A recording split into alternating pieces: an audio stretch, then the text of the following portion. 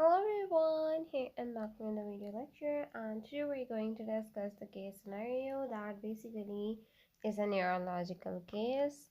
And as you know that कि हमारे पास हम मेजरली सारी चीज़ों को डिस्कस करते हैं in a way that we have discussing a normal real case. Okay, so details में simple is that कि patient मेरे पास आया and his age is almost 60 years, mail है, ठीक है। ऑक्यूपेशन ये है कि वो रिटायर हो चुके हैं, कोई काम अभी फ़िलहाल नहीं कर रहे, ठीक है।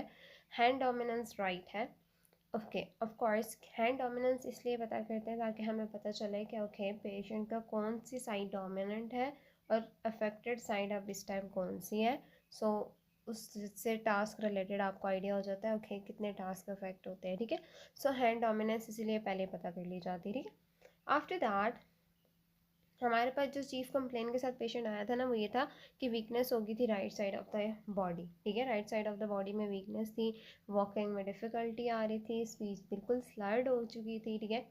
समटाइम्स ऐसे होता है कि इस पेशेंट में जाहिर सी बात है कि हमारे पास स्लर्ड ज़्यादा थी, ठीक है। लेकिन मोस्ट ऑफ द पेशेंट मैंने ऐसे भी देखे हैं कि लाइक उनमें इतनी ज़्यादा स्लर्ड स्पीच नहीं होती, माइनर लेवल पे स्लर्ड हुई हुई होती है, ठीक है। So it basically depends on patient to patient, ठीक है। अगर पूरी राइट साइड की वीकनेस है ना, तो ऐसा भी नहीं है कंप्लीट राइट साइड की फुल बॉडी वीकनेस हो, ठीक है। समटाइम्स अपर लिम्ब ज़्यादा है, लोअर लिम्ब ज़्यादा है, sometimes different kind of cases हैं, ठीक है। ये आपको पता है। मेजरली इसके केसेस में बहुत डिफरेंस आता है, ठीक है। जब न्यूरो के केसेस को आप डिस्कस करते हैं, इनके सिम्टम्स बहुत वेरी कर रहे होते हैं, ठीक है। हिस्ट्री ये थी कि 10 days बिफोर हमारे पास पेशेंट को सडन वीकनेस हुई, ठीक है। और वीकनेस के बाद क्या था कि पेशेंट की सिम्टम्स जो है ना, ये आपको जो आप अभी पता चल रहा है जिस चीज़ कंप्लेन के साथ पेशेंट आया है, ये सारे आए। हिस्ट्री ये थी कि वो हाइपरटेंसिव भी थे और डायबिटीज़ भी थी। सो दैट मीन्स कि दोनों केसेस हमारे पेशेंट जो है वो हाइपरटेंसिव भी है और डायबिटिक भी है, ठीक है। सो दोनों चीज़ें हमारे पास आ गई कि पेशेंट हाइपरटेंसिव था और डायबिटिक था। और अच्छा, अब हमारे पास क्या हुआ कि पेशेंट हॉस्पिटलाइज भी था पहले काफ़ी टाइम के लिए, मतलब ऑलमोस्ट 6 to 7 days हॉस्पिटलाइज था, ठीक है। उसके बाद फिर क्या हुआ कि मेडिकली जब स्टेबलाइज हो गए तो तब उन्होंने फिजियोथेरेपी रिकमेंड की, ठीक है। कॉन्शियसनेस लॉस नहीं हुई थी। सो दैट मीन्स कि हमारे पास पेशेंट बिल्कुल ऐसा नहीं है कि जीसीएस जो है पेशेंट का ड्रॉप हुआ हो, ठीक है। कहीं पे भी ग्लासगो कोमा स्केल जो था वो ड्रॉप नहीं हुआ। और ग्लासगो कोमा स्केल पे हम एक बार बाद में बात करेंगे, एक अलग वीडियो, एक बहुत डिटेल टॉपिक है ग्लासगो कोमा स्केल का। लेकिन सिंपल इज़ दैट कि कॉन्शियसनेस, पेशेंट कितना कॉन्शियस था, कॉन्शियसनेस, मोटर सिस्टम और ये सारी चीज़ें चेक करने के लिए हम यूज़ करते हैं, ठीक है। और उसी में एक फैक्टर होता है, लेकिन जिसमें लॉस ऑफ कॉन्शियसनेस थी वो नहीं थी, लॉस ऑफ कॉन्शियसनेस नहीं थी, जीसीएस भी ठीक था, ठीक है। अब आप ये नहीं कह सकते जीसीएस नॉर्मल था क्योंकि यहाँ पे मोटर डिसेबिलिटीज़ आई थी, लेकिन आपको लॉस लॉस ऑफ कॉन्शियसनेस की वजह से मैं कह रही हूँ कि जीसीएस लॉस ऑफ कॉन्शियसनेस जो थी वो ठीक थी जीसीएस में, ठीक है। सो हमारे पास अब सिंपल इज़ दैट कि डायग्नोसिस जो था ना इस पेशेंट का वो ये था कि left middle cerebral artery MCA का स्ट्रोक हुआ था, ठीक है। And stroke is basically ischemic. Ischemic stroke वो स्ट्रोक होता है जिसमें हमारे पास क्लॉट जो होता है वो ब्लॉक करता है आर्टरी को, और वहाँ पे क्या होता है कि ऑक्सीजन की सप्लाई कम हो जाती है, ब्लड सप्लाई कम होगी, ब्लड सप्लाई कम होने की वजह से ऑक्सीजन सप्लाई कम होती है, टिश्यू डेड होना स्टार्ट हो जाता है, ठीक है। सो सिंपल इज़ दैट, जैसे हम नेक्रोसिस का पूरा प्रोसेस डिस्कस करते हैं ना पैथोलॉजी में, तो at the same way we are discussing like that, ठीक है। सो हमारे पास लेफ्ट मिडल सेरेब्रल आर्टरी का एमसीए का हमारे पास बेसिकली पेशेंट की कंडीशन थी। अब लेफ़्ट हुआ है तो दैट मीन्स दैट्स वाई उनकी right side of the body affect हुई, क्योंकि आपको पता है कि हमारे पास सिस्टम कैसे आ रहा होता है कि लेफ़्ट वाला हेमिस्फेयर राइट साइड को और राइट वाला हेमिस्फेयर लेफ़्ट साइड को कवर कर रहा है, ठीक है। लाइक आपकी बॉडी सप्लाई कर रहा है। तो सिंपल इज़ दैट कि आपको पता है कि राइट और लेफ़्ट का हमें सारा सिस्टम पता है। तो अगर लेफ़्ट वाला, अगर right side of the body में कोई इशू आ रहा है दैट मीन्स कि लेफ़्ट हमारे पास इस्कीमिक स्ट्रोक लेफ़्ट मिडल या लेफ़्ट हेमिस्फेयर बेसिकली अफेक्ट हुआ है, और उसमें भी मेजरली आर्टरी कौन सी होगी है, मिडल सेरेब्रल आर्टरी, ठीक है। अब जब मिडल सेरेब्रल आर्टरी इफेक्ट हुई है ना, तो दैट मीन्स कि हमारे पास हम बहुत सी चीज़ें ऑब्जर्व करते हैं और उनमें सिम्टम्स क्या आते हैं, क्या चीज़ें आती हैं, वो हम नीचे डिस्कस करेंगे, ठीक है। सो हमारे पास ये सारी चीज़ें जो हम देखते हैं, ठीक है, हम डायग्नोस करेंगे डायग्नोज करने से पहले देखते हैं, ठीक है, most of the time.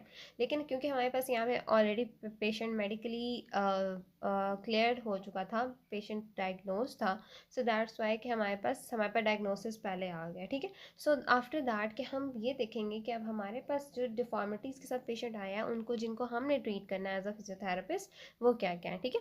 So observe किया पहले हमने, तो हमारे पास राइट साइड का हेमिप्लेजिक था पेशेंट, ठीक है। फेशियल एसिमेट्री थी, दैट मीन्स राइट साइड जो थी उसकी अफेक्ट हुई थी फेस की, ठीक है। अब फिर साथ साथ मूवमेंट जो थी वो काफ़ी, जो स्पॉन्टेनियस मूवमेंट जो हमारे पास एक आप क्या कहते हो इनवॉलेंट्री मूवमेंट्स थी, वो सब रिड्यूस हो गई थी, ठीक है। अब ये हम चीज़ों को देखेंगे कि हमारे पास बहुत सी ऐसी चीज़ें होती हैं जैसे मसल में इनवॉलेंट्री मूवमेंट्स हैं या बाकी और चीज़ें हैं, वो फिर हमारे पास जो एक स्पॉन्टेनियस मूवमेंट्स हैं वो सारी डिस्टर्ब हो गई हैं, रिड्यूस हो रही हैं, ठीक है। ये सारी चीज़ें आ गई थी। अब हमने टोन चेक की, लाइक मसल की टोन क्या थी, तो अपर लिम और लोअर लिम दोनों की टोन ज़्यादा होगी, दैट मीन्स स्पास्टिसिटी की तरफ पेशेंट जा रहा था, ठीक है। सो अब हमारे पास क्योंकि मॉडिफाई एशवर्थ स्केल हम चेक कर रहे होते हैं, ठीक है। So modify Ashworth scale basic so modify Ashworth scale basically spasticity को चेक करने के लिए हम यूज़ करते हैं, ठीक है।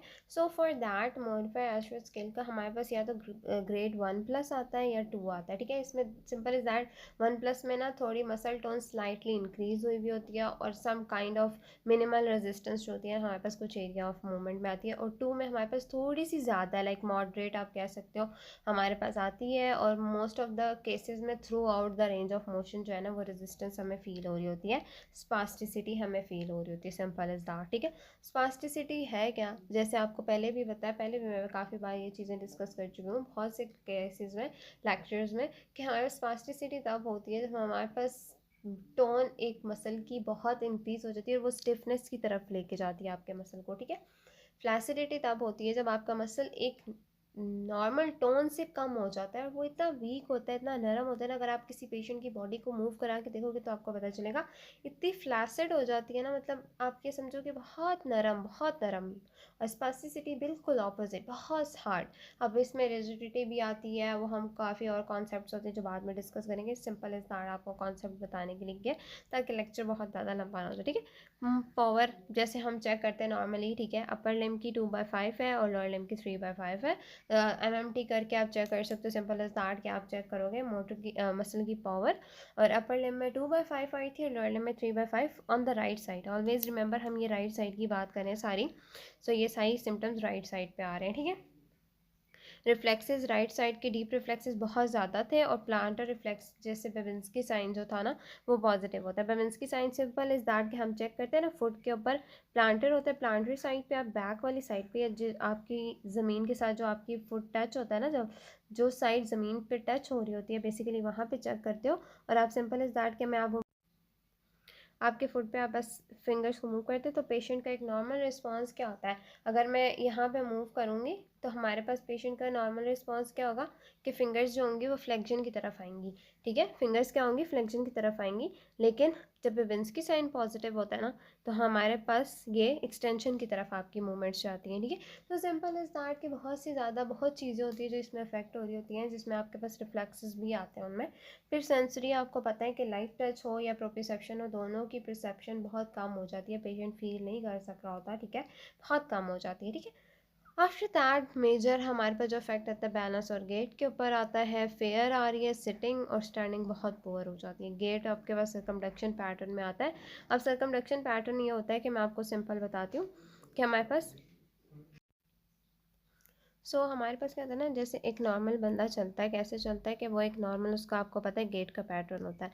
अब ये बंदा क्या करता है ना कि अपने फुट को ना सीधा आगे की तरफ लाने के बजाय ना, जिसका जो साइड इफेक्ट हुई है जैसे राइट साइड होती है, उसके फुट को हाफ सर्कल बना के फिर आपका सर्कल कंप्लीट करके, ठीक है, फिर उसके बाद जो है ना आपका कंप्लीट करने के बाद, ठीक है, फिर क्या होता है कि आपका पूरा कंप्लीट सर्कल या आप कह सकते हो हाफ सर्कमडक्शन करके, ठीक है, फुट को और उस एरिया तक लेके आते हैं जहाँ पे उसने पहुँचाना। तो दैट मीन्स कि वो या तो उठा के ऐसे सर्कल बनाएगा या उठा भी नहीं सकेगा, और वो ज़मीन के साथ ऐसे साथ साथ लेके आके, ठीक है, ज़मीन के साथ टच करते हुए सीधा आगे की तरफ लेके आएगा। नॉर्मली आप फुट कैसे उठाते हो, डायरेक्ट उठा के आगे की तरफ रखते हो ना, यहाँ पे पेशेंट क्या करता है कि पूरा रोल लेके और फिर आगे की तरफ रखता है, दैट इज़ सर्कमडक्शन पैटर्न, ठीक है।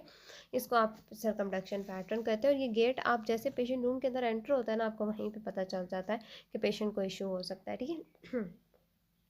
अब हमारे पास सिंपल मैनेजमेंट जो हम फिजियोथेरेपी में करते हैं ये बहुत बहुत कम है, ठीक है। इसको मैंने इसलिए कंसाइज किया कि फिजियोथेरेपी में मैनेजमेंट हर पेशेंट की डिफरेंट होती है, ठीक है। आपको सिंपल एक आइडिया, बेसिक आइडिया दे दिया जाएगा कि आपको किस तरीके से करना होता है, बाकी हर चीज़ पेशेंट टू पेशेंट वेरी कर रही होती है, ठीक है। सबसे पहली चीज़ पोजीशनिंग, ठीक है। आप पेशेंट की ना, आप लेटे हुए बैठे हुए हर चीज़ में आप बेड पे पोजीशनिंग हो, या आपकी पेशेंट की सिटिंग पोजीशनिंग है, लिम्स की प्रॉपर मूवमेंट, लिम्स की पोजीशनिंग किस तरह से आपने रखना है, ये सारी चीज़ें डिपेंड करती हैं, ठीक है। फिर आप पिलोज़ का यूज़ करते हो ताकि आप शोल्डर की सबलक्सेशन या सबलक्सेशन एक्स्ट्रा प्रिवेंट कर सको, ठीक है। चाहे वो शोल्डर के हो, समटाइम्स हिप जॉइंट पे भी होती है, पर रेयर होती है, ज़्यादातर शोल्डर पे होती है, क्योंकि आपकी बॉडी इतनी वीक हो चुकी होती है, आपके मसल्स इतने वीक हैं, स्पास्टिसिटी की तरफ जा रहे हैं, ठीक है। सो उन केसेस में क्या होता है, क्योंकि इतने वीक इसलिए हो गए हैं कि आपको पता है ना कि आपकी टोन इंक्रीज़ हो रही है, जिस टोन को इंक्रीज़ होने की वजह से ना आपके मसल इतने वीक हो जाते हैं ना कि वो डिसलोकेट या सबलक्सेट हो सकते। अब सबलक्सेशन होती है कि सिंपल इज दैट के जॉइंट जो होता है ना, जैसे हम डिसलोकेट कहते हैं ना कि दो जॉइंट जो है वो आपस में खुल गया, मतलब दोनों बोन्स एक दूसरे से अलग हो जाती हैं। सबलक्सेशन मतलब दोनों बिल्कुल कंप्लीट अलग नहीं होती, हाफ पार्शली अलग हो जाती हैं, तो सबलक्सेशन होती है, ठीक है। सो हम पिलर्स का यूज़ करते हैं या डिफरेंट चीज़ों का, ताकि हम उनको सपोर्ट कर सकें जॉइंट को, ताकि हमारे पास सबलक्सेशन ना हो, ठीक है। ये आपको सिंपल एक बेसिक चीज़ बता रही हूँ, ये बहुत बेसिक है, ठीक है। पोजीशनिंग आपके पास बहुत सी चीज़ों की होती है, मान लाइक बेड पे कैसे लेटाना है, कितने कितने घंटे के बाद आपने पेशेंट की साइड करवट चेंज करानी है, किस तरीके से उसको पोजीशन करना है, खाना खिलाते हुए कैसे होगा, पेशेंट बैठेगा कैसे, सॉरी। ये सारी चीज़ें जो होती है ना, ये पोजीशनिंग के अंदर आती है, ठीक है। फिर इसके बाद टोन इनहिबिशन आती है। Tone inhibition simple is that कि आप स्ट्रेच करवाते हो, लेकिन स्लो और प्रोलॉन्ग स्ट्रेच करवाते हैं। दैट मीन्स कि एक नॉर्मल पर्सन में अगर मैं 5 to 10 सेकेंड्स का होल्ड देती हूँ ना, तो मैं इन पेशेंट्स में 10 to 15 to 20 सेकेंड्स तक भी होल्ड लेके जा सकती हूँ, ठीक है। स्ट्रेचिंग और बहुत slow slow slow slow increase करवाई जाती है इन पर स्ट्रेचिंग, ठीक है। और टोन की इनहिबिशन इसी तरीके से होती है, ठीक है। दूसरा, आप वेट बेरिंग एक्टिविटीज़ इंक्रीज़ कराते हो कि पेशेंट चाहे वो उसका हाथ है चाहे वो उसका पाँव है, दोनों चीज़ों पे उसका वेट बेयर होना ज़रूरी है। फुट में तो आप पेशेंट को खड़ा कराओगे या पेशेंट को ज़मीन पे जोर लगवाओगे, तो that means weight bearing exercise काफ़ी हद तक परफॉर्म हो जाती है। हैंड के लिए आपको डिफरेंट वेट्स यूज़ करने पड़ते हैं, डिफरेंट और चीज़ें यूज़ करने में, जिसकी वजह से पेशेंट जल्दी इंप्रूव होता है। लेकिन इसमें एक बहुत इंपॉर्टेंट चीज़ है जो आपने हमेशा याद रखनी है, ये नहीं कि पहली स्टेज पर आपने वेट बेयरिंग शुरू करा दें, ठीक है। इसमें बहुत ज़्यादा कॉन्शियस होकर आपने इस चीज़ को प्रिपेयर करके फिर एट दी एंड आपने जाके यहाँ पे पेशेंट टू पेशेंट देखना है कि पेशेंट क्या इतना बेयर कर सकता है, क्या ये वेट टॉलरेट कर सकता है। उसके बाद आपने उस चीज़ को क्या करना है कि ओके, दैट मीन्स कि पेशेंट इतना बेयर कर सकता है, फिर उसके बाद आप टोन इनहिबिशन की तरफ जाओगे या वेट बेयरिंग की तरफ जाओगे, ठीक है।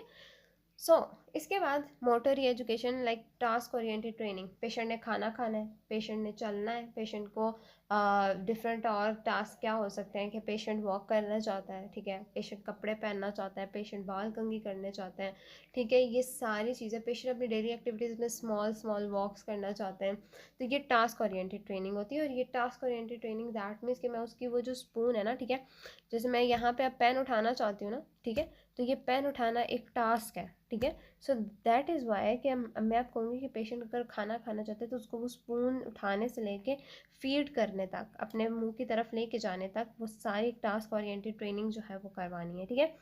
टास्क ओरिएंटेड ट्रेनिंग मेजरली होती है। मोटर रीएजुकेशन इसी को ही कहते हैं कि मोटर सिस्टम डिस्ट्रक्ट हो चुका है और उसको रीएजुकेट करना बहुत ज़रूरी होता है, ठीक है। ऑफ कोर्स न्यूरो के केसेस में टाइम लगता है, बट अगर प्रॉपर ट्रीटमेंट दिया जाए तो रिकवरी बहुत अच्छी भी होती है, ठीक है। और जितना अर्ली और जितना अच्छा ट्रीटमेंट दिया जाए तो पेशेंट की रिकवरी बहुत अच्छी हो जाती है, ठीक है। After that balance, sitting balance की एक्सरसाइज हो या वेट शिफ्टिंग की हो, स्टैंडिंग पोजीशन में या सिटिंग पोजीशन में, हर चीज़ जो होती है बेसिकली बैलेंस के लिए आप यूज़ कर सकते हो, ठीक है। वेट शिफ्टिंग जो होती है ना वो हमारे पास सिंपल इज़ दैट कि आप पेशेंट को या तो किसी टेबल के साथ खड़ा कर दो या वॉकर पकड़ा दो, ठीक है। और पेशेंट को कहते हो कि अब ये वाली साइड आपकी ठीक है, तो आपने वेट क्या करना है, वॉकर को पकड़ना है और इस साइड पे अपने वेट को शिफ्ट करना है, ठीक है। आफ्टर सम टाइम्स ये इस तरह की और बहुत सी चीज़ें होती हैं, लेकिन ये आपको मैं सिंपल से एक एग्जांपल दे रही हूँ किस तरह से आप वेट शिफ्ट कर सकते हैं। और इस तरह से बहुत से डिटेल्ड वर्जन भी हैं, ठीक है, क्योंकि हम केस सिनेरियो डिस्कस कर रहे हैं ज़्यादा, तो मैं इसलिए बहुत इसी तरह से सिटिंग बैलेंस की एक्सरसाइजेस करवाते हैं, बहुत ज़्यादा एक्सरसाइजेस होती हैं, और जिसमें जैसे वर्क बैलेंस स्केल है ना आपके पास, वो आइडेंटिफाई करने के लिए होता है बैलेंस को, लेकिन सेम लाइक दैट वैसे ही आप एक्सरसाइजेस भी परफॉर्म करा सकते हो, ठीक है। बहुत सी चीज़ें हैं, बहुत से ऐसे स्केल्स हैं, बहुत से ऐसे टेस्ट हैं जो आप एज अ ट्रीटमेंट यूज़ कर रहे होते हो, तो वहाँ पर बहुत ज़्यादा इफेक्टिव होती हैं चीज़ें, ठीक है। आप ये सारी चीज़ें करवा सकते हो। फिर गेट आपके पास पता है आपको, स्टार्टिंग में आप क्या करते हो कि या तो पैरेलल बार्स में वॉकिंग कराते हो, या पेशेंट को इस तरीके से वॉक कराते हो कि स्टेप आप कर सके, ठीक है। पेशेंट अपना स्टेप उठाए और फिर आहिस्ता आहिस्ता वो किस तरीके से वो सरकमडक्शन को अवॉइड करे, ठीक है, जो हमने बात की ना सरकमडक्शन, और स्टेप अप की तरफ लेके आए, पेशेंट खुद उठाए और आगे की तरफ रखें, इंस्टेड ऑफ कि वो पूरा एक रोल करके आगे की तरफ लेके आए सरकमडक्शन परफॉर्म करके। इस चीज़ को अवॉइड करना होता है, ठीक है। This is how we can educate that. अब ये मैंने आपको बताई है ज़्यादातर लोअर लिम्ब की, ठीक है, अपर लिम्ब की भी बताई है, लेकिन ये एक बहुत बेसिक आइडिया, ठीक है। फिज़ियोथेरेपी में मैनेजमेंट एक स्ट्रोक पेशेंट की बहुत ज़्यादा वास्ट है, ठीक है, बहुत डिटेल्ड है। अगर आप इस चीज़ को जितना डिटेल में लेके जा सकते हो ना उतना डिटेल में, मैंने आपको सिर्फ एक बेसिक आइडिया दिया है कि ये सारी चीज़ें हो सकती है, ठीक है। इससे भी बहुत डिटेल्ड होती है, जैसे मैंने पहले भी स्ट्रोक के केसेस डिस्कस किए हैं, उनमें भी मैंने आपको बताया था, ठीक है। सेम लाइक दैट, क्योंकि स्ट्रोक के केसेस इसलिए डिस्कस किए जाते हैं क्योंकि स्ट्रोक के पेशेंट्स आपके पास आते बहुत ज़्यादा हैं, ठीक है। एज अ फिजियोथेरेपिस्ट आपके पास स्ट्रोक ज़्यादा है, आपके पास ऑर्थो के केसेस ज़्यादा है, आपके पास सर्वाइकल लंबर, ये सारी चीज़ें बहुत ज़्यादा इफेक्ट होती है, ठीक है। ये सारी चीज़ें होती हैं कि जिसमें हम बेसिकली डिस्कस करते हैं। Thanks for watching. अगर कुछ चीज़ समझ नहीं आई तो कमेंट सेक्शन में आप पूछ सकते हो। This is all for today. और आज हमने स्कीमिक स्ट्रोक का एक केस डिस्कस किया है। Thanks for watching, bye bye.